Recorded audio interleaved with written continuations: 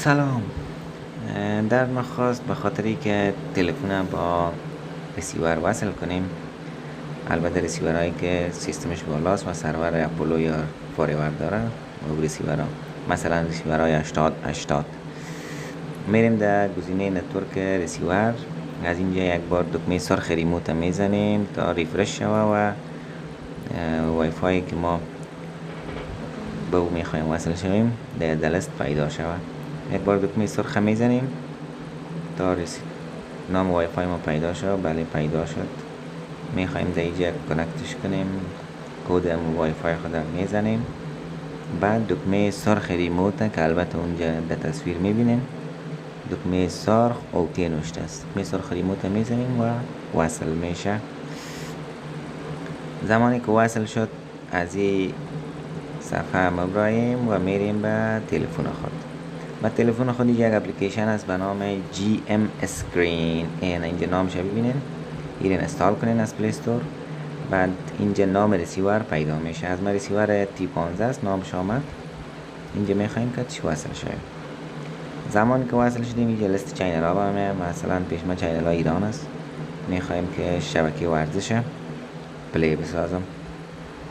سر شبکه ورزش دوبار کلیک میکنیم یا تاچ میکنیم، شبکه ورزش پلی میشه. البته متوجه باشین که این اینترنت نیاز نداره، صرف و صرف هاتسپات تلفن تان آن میکنین و همراه رسیور وصل میسازین. البته تصویر از طریق همی هاتسپات یا وای فای و رسیور به تلفن تان منتقل میشه.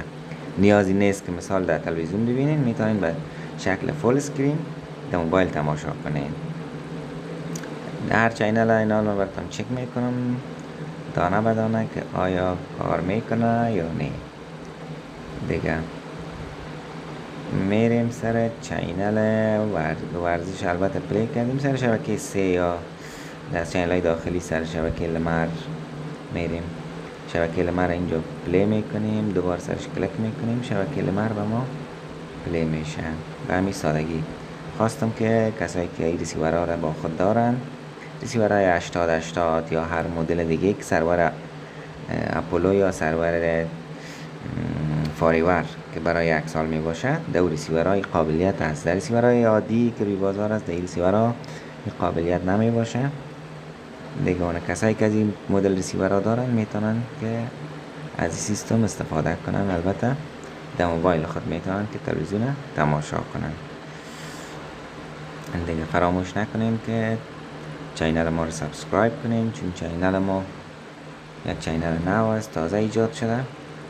دیگه در رابطه با دیش و ماهواره و هر امکانات جدیدی که ما ببینیم پیدا شده براتون معرفی میکنیم و ویدیوهایش براتون میگذاریم.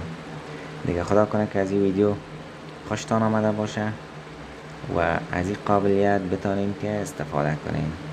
اینجا این شبکه ورزش، البته شبکه 3 ایران